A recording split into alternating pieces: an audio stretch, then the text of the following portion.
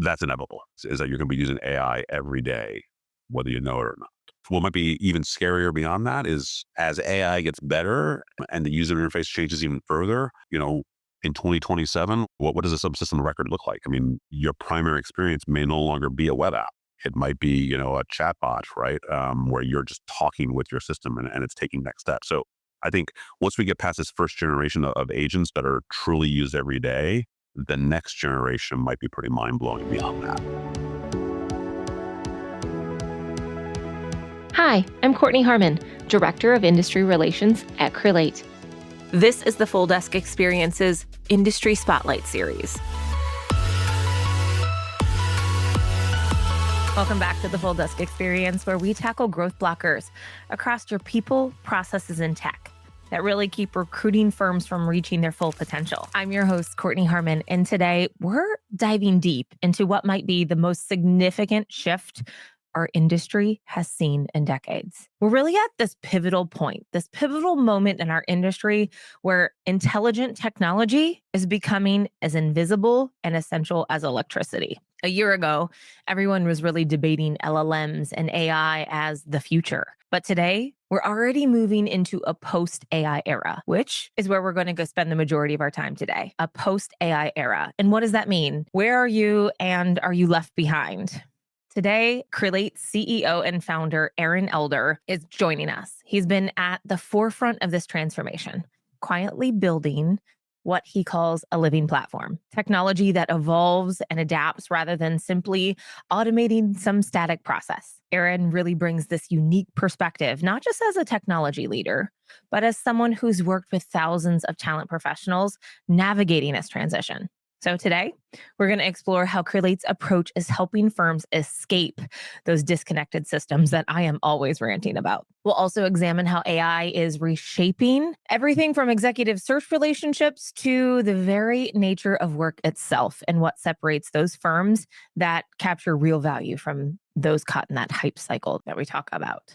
Aaron, thanks so much for joining me today. A year ago, we were sitting in this same place, same virtual conference room, and we were discussing LLMs. But now, and hearing you talk and how we're positioning Crelate itself for like a post-AI era, talk to me about what fundamental shifts have really occurred in recruiting technology and what that looks like. So let's first talk about that post-AI era. What does that mean? And what kind of things have happened? Because last year to this year, there's a big shift. Certainly. And thanks for having me again. Good morning. And let's just dive right in. So this post-AI era concept, I've been intentionally trying to use this language because I think it invokes the right emotion, which is that it's a foregone conclusion that AI is here and it's affecting everything. And it's not really a debate about if it's going to affect my business, should it affect my business, how is it going to change? It already is, whether you realize it or not. And this sea change is occurring, and unless you're on top of it, you're going to be behind it. And so that's what the idea is that we are now living in a post AI world. It is everywhere, and it is becoming more and more pervasive. How are we responding to that, and how are we taking advantage of it, and how are we ensuring that our business is going to be on the winning side of AI? Okay. I love that. It's here, it's static, it's kind of like electricity. It just is while we're working. Talk to me about those shifts. What maybe occurred in recruiting technology, but maybe not even just in recruiting? How is this evolving work itself overall? Great question. I think for me, what was interesting about this is that I've been watching this thing grow for years, and like many things in history, it starts off slowly and then all at once, right? AI started off as sort of cute and interesting and little quirks and neat little experiments, and then next thing you know, it's everywhere all of a sudden.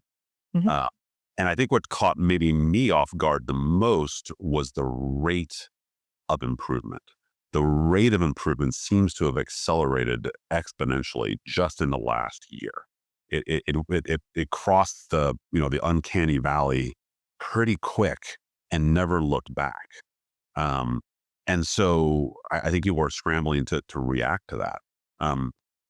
how has it changed things? Well, I think the first thing is that the quality crossed this valley, um, and then all of a sudden it was just it went from a toy to essential and great like overnight. And so that's a huge change. Um, it went from something that maybe you'd use occasionally to like I use it every single day, like and so does the entire team. That's crazy, right? When you think about that sort of overnight shift. Now, that's gonna have a lot of impacts, which we can talk about, but I think it's the first thing that I noticed as the big change. I don't think you're wrong. We went from talking about how to use ChatGPT better to now this thing called AI is more embedded in our workflows. When we think about recruiting, I know a stance that you had as we talk about this piece is humans are still involved in this process. Um, so, talk to me about maybe the principles or philosophies that really guide your thinking to ensure alignment with human interaction or human intent, especially in high trust fields like executive search and the places that we play. Keeping the human element. And so it's interesting with as you watch each generation of LLM evolve, um, and it's okay. Let's maybe step back a little bit here. There was sort of the first gen, second gen, which was really all about, um, crossing that uncanny valley. Can this machine produce something, given a prompt that resembles what a human might produce, right?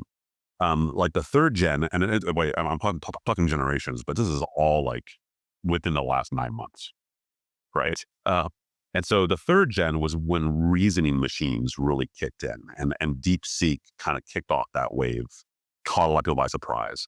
And the secret that its approach was to create this within the LLM to have these series of experts that are individually trained on different areas.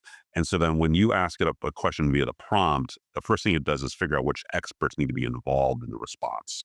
And then it has a mechanism for focusing on the reasoning and double checking of its work to produce, a response.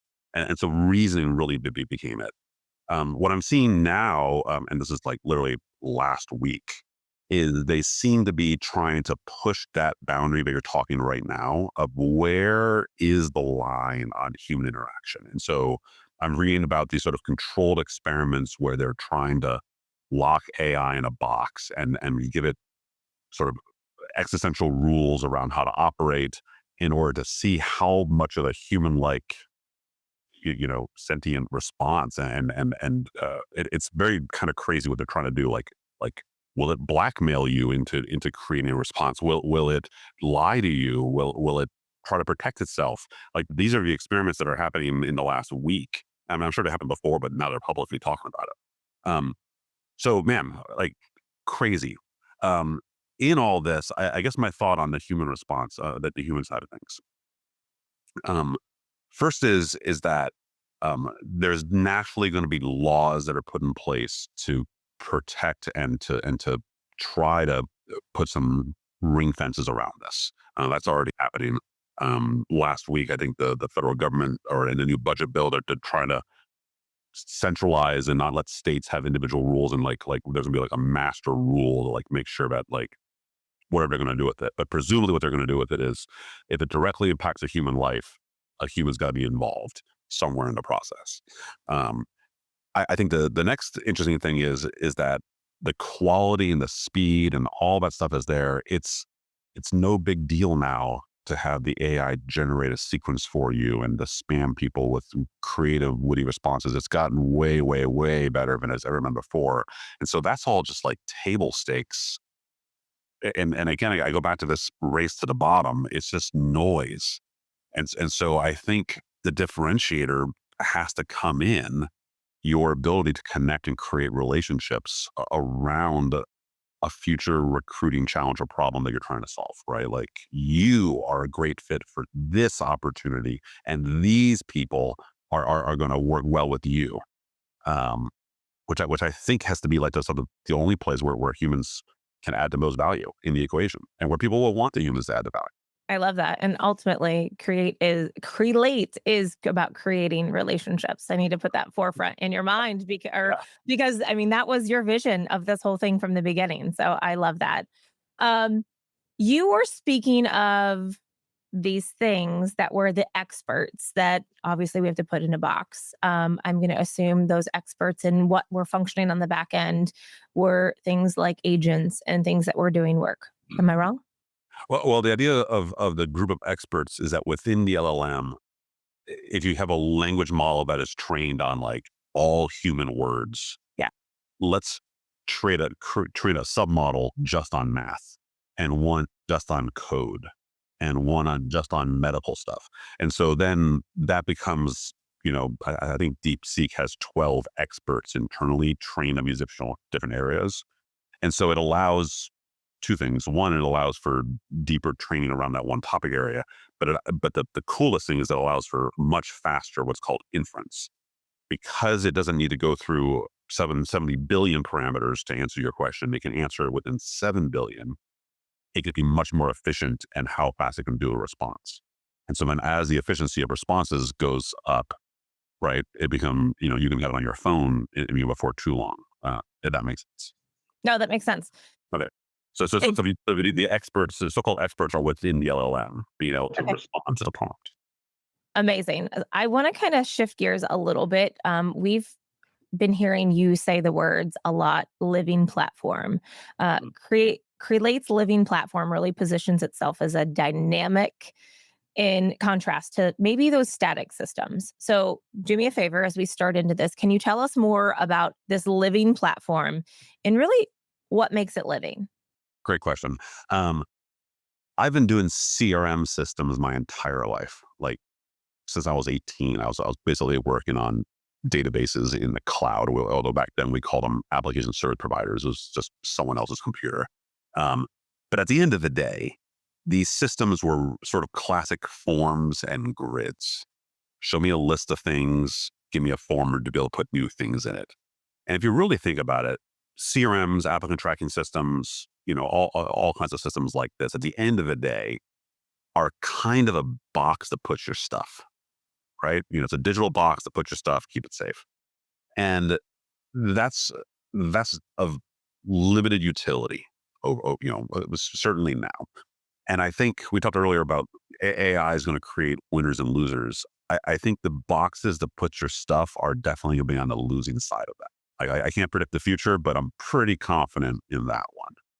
Um, and what the living platform is it's a commitment from us to sort of reinvent every aspect of our thinking to be on the winning side of AI. So what does it take to have your ATS, your platform for solving recruiting problems go beyond from just being a place to put your stuff? And what what we think that looks like is specialized agents focused on every workflow.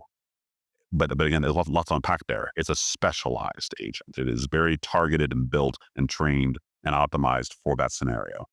It is an agent and an assistant, and maybe it's some assistant, maybe it's more agent, a little bit of both. We can talk about the difference there. But it's just sort of these specialized workers within each work stream that take the data you put in and then take it to the next step. This is the next step or next steps. I think the other thing that it is those agents should be working to constantly clean, enrich, enhance, augment the data, the ones that's in there, right? You put something in and the data should just come alive. It's got new data you didn't have before. It's got insights you didn't have before. It's been, enhanced with, you know, data from all over the internet or whatever we can go grab. So again, while it's in the box, it's growing. It's more like an incubator, if you will. So that's what the Live platform is to us.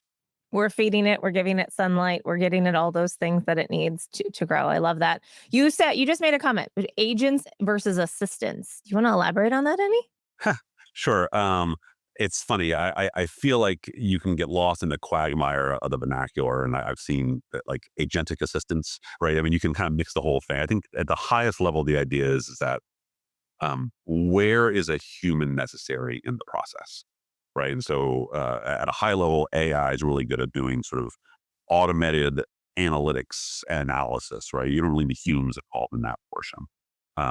Then there's pure automation, right? Where you don't want humans involved. And then there's a portion where you want humans involved. And different machines can be trained and built for each one of those things. Generally speaking, at the highest level, assistants are designed to work in flow with you. They might use agents behind the scene to generate the next response, but ultimately, the experience you're having, the user experience, is an assistant that's keeping you in control and supporting you. An agent, on the other hand, is a user experience where you expect it to do the next thing automatically, and that's probably the highest level explanation I can give. I love it. Thank you for breaking that down. Now, let's talk about maybe some unexpected impacts that AI has had in the recruiting world that maybe we didn't really predict when we first started seeing LLMs emerge. In the recruiting world, and I'd love to hear too, what you've been seeing. I think where my brain first goes is the more macro question of what AI is doing. So we went from 6 months ago, AI being, a browser-based thing. You type in some stuff and maybe get some help, et cetera, to, I'll use the product team, for example. Every single dev uses AI every single day to actually help them write code or to write code for them. I mean, that's transformational. And when you think about that, and these tools aren't inexpensive, right? They're expensive tools, and the expectation is, and this is talk sort of macro again, is great. You have these tools. Now what, right? Because I recently used Claude 3.7 to write a tool that would have taken easily taken me a day or two, a couple days of code, a junior developer a week or two, and this thing did it friggin' perfectly, zero shot, which means like the first prompt right out of the gate, in 30 seconds. I mean, like, how do you compete with that if you're not using it? You got to be using it. And so now, if you are using it as a business, my expectation is that your output would increase. And I think other businesses, CEOs and leaders and boards are thinking the same thing. Like, your output should increase. And so I think what's more interesting is the expectations that are changing within the workforce. And I don't know if anyone really knows quite what to do with that yet, but you can sort of see the seeds for it, right? One thing I have seen, and this is probably happening within recruit agencies too, is your first thought shouldn't be, who am I going to hire next? It's going to be, how can we do more with AI with our current team, right? And you read about this with, Microsoft, Facebook, like, we're not going to hire junior devs anymore. We're only going to hire, experts at AI, or we're going to look to, take our mid-levels and make them more effective with AI. And so it's really, changing the conversation of what's expected within the workplace. And I think that certainly applies to sourcers and BDRs and recruiters, et cetera. I love that you mentioned that because we talk a lot on the podcast about KPI and the hamster wheel of how we measure what successful recruiting organizations look like, or what they're doing, or what metrics they're hitting, or their placements, or what their ratios are. Do you think that's going to change the way leaders evaluate their effectiveness for their strategies in an AI, post AI world? I do, and I think the pressure will come from the market in general. Like, customers across all the different industries are going to start to expect changes. They're going to expect, a higher quality, a faster output, faster iteration, lower cost, or whatever it is. And so these pressures will be put on businesses, and businesses, and I'm talking every industry, will start to see their competitors using AI to achieve these increased expectations, right? And so they then will start to see that they need to change or they're going to die. It's going to be this actual existential threat to lots of businesses across the world. And boards and businesses are going to want to do something to respond. And so I think, sorry, I'm not asking the exact question you It's asked, okay. No, I like it. but then our customers have to then, I think, transform to help businesses solve this. So the employers of the world are going to say, we've got to do something. Okay, what do we got to do? Okay, well, we got to get this AI thing. Okay, so who's going to do that? And they're going to look around and realize no one knows how to do that. And so, right, or they're going to need to like, we got to move manufacturing from here over here, or we got to completely robotify this process and do this, or we got to completely reinvent how we do this if we're going to compete. And they're going to develop these strategies, and then they're going to be stuck with this problem. How do we go build a team to go do this thing that we don't even know how to go do, et cetera? Enter in expert agencies and consulting and staffing companies that are going to help people solve these strategic recruiting problems that emerge. And so anyway, I think that's the big change that our customers are going to see is at least the ones that survive will be those that focus on solving these new problems for businesses. It's a whole new set, according to where you're. Yes. Well, as you think about AI and it becomes more integrated into our everyday lives, in our everyday workflows, and our everyday processes of those problems that we're solving, what guardrails or principles should leaders prioritize? Like whether they're building tech, adopting it because it's ever changing, or scaling it across a large team or society at large. What do we need to think about? I mean, because this is a new evolution. I think I think the first guardrail that leaderships should be thinking about is are we even attacking the right problem, and are we building the right guardrails? And what I mean by that is like if you're hyper focused on just making sure that Sally the sourcer is able to spam 1,000 more candidates without saying anything offensive, that may not be the problem that you need to solve over the next 2 years. Because I use 2 years, not five, because it's happening quick. Because maybe that type of role that you're trying to go spam people for is going away entirely in 2 years. And that's the real thing that you should be really thinking about. So I think that's the first guardrail is as a business, what are we even doing? And don't confuse activity with progress. What is the real problem that we're going to be solving over the next 5-10 years? And when is the actual event horizon going to start hitting us in a way we got to feel?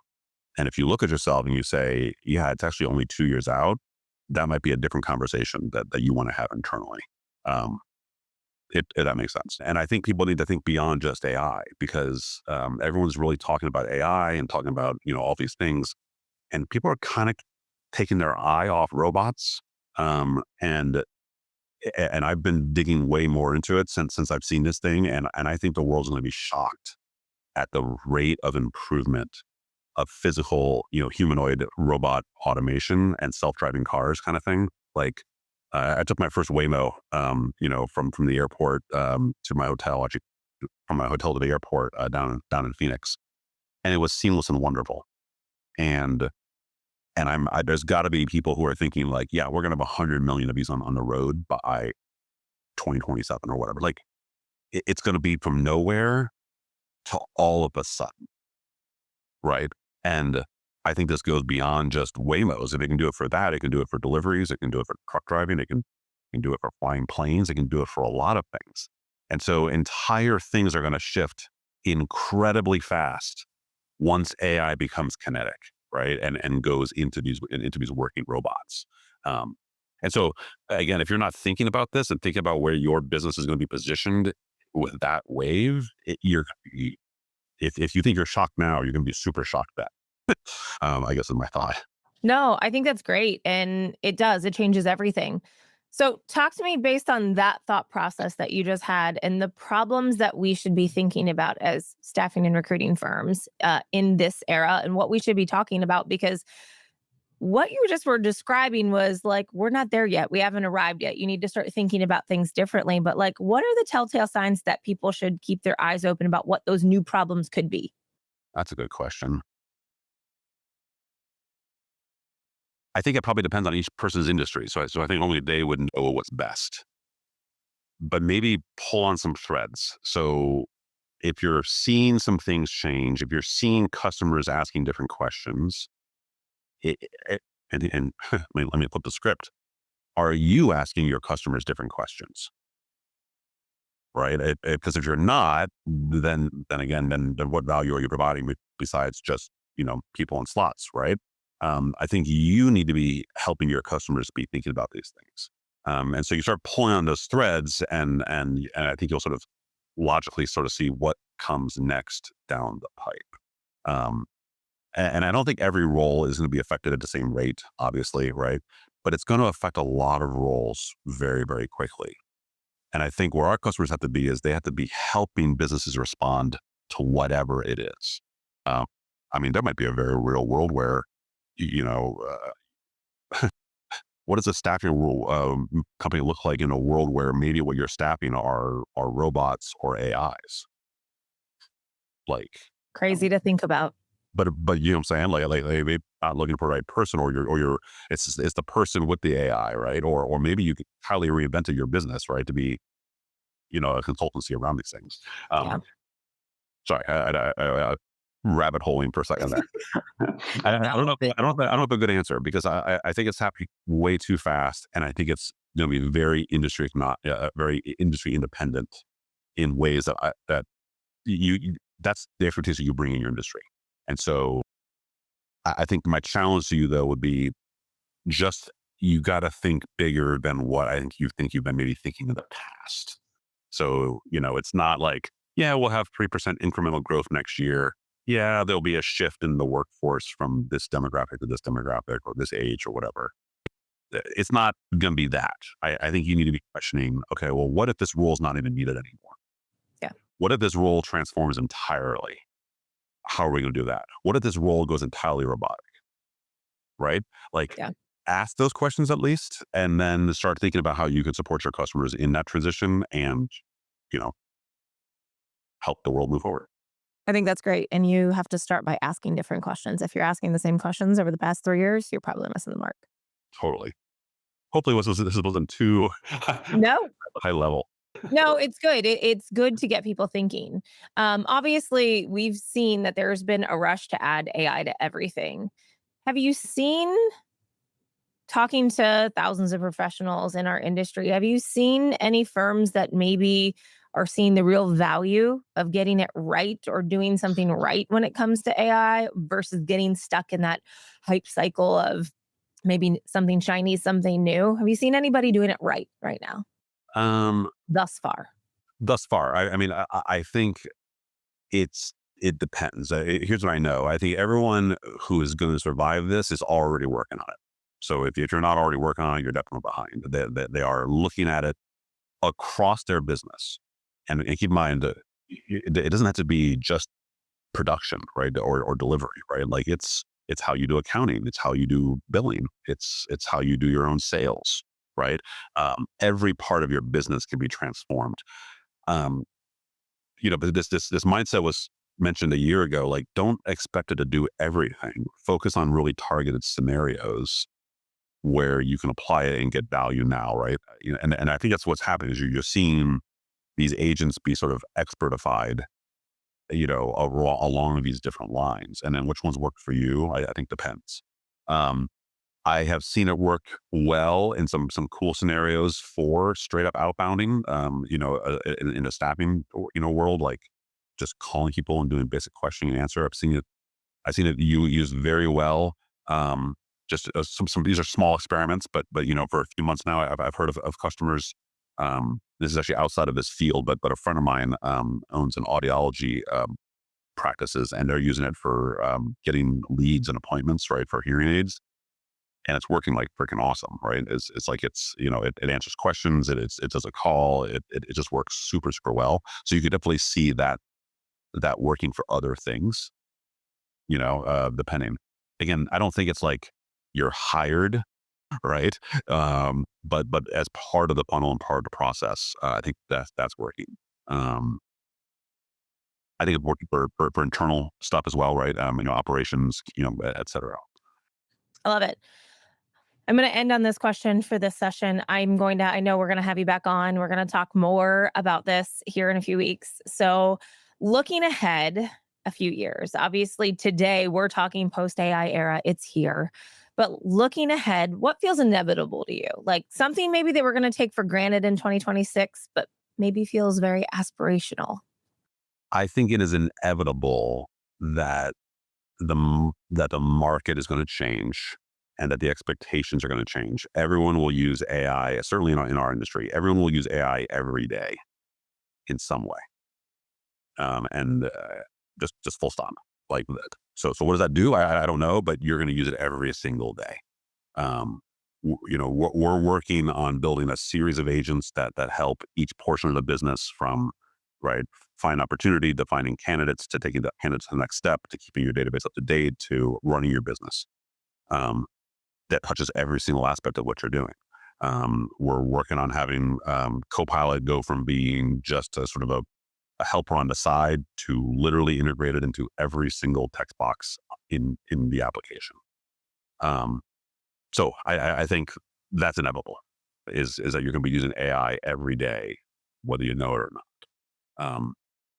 I think, what might be even scarier beyond that is as AI gets better, and the user interface changes even further, in 2027, what does what does a subsystem record look like? I mean, your primary experience may no longer be a web app. It might be a chatbot, right? Where you're just talking with your system and it's taking next steps. So I think once we get past this first generation of agents that are truly used every day, the next generation might be pretty mind blowing beyond that. I love it. And you talked about using it every day, but what you said was you may not even know that you're using it. It's just going to be built in. And whether you realize it or not, it's going to be happening because it is here. And we're past that first iteration. So I think it's very exciting to hear you develop what a living platform looks like, talking about this post AI world. So, Aaron, thank you so much for your time today and all the work that you're doing behind the scenes for this exciting venture and what we're really giving back to this industry. So thank you. Absolutely. Thank you. Great time. Aaron, thank you so much for your time today.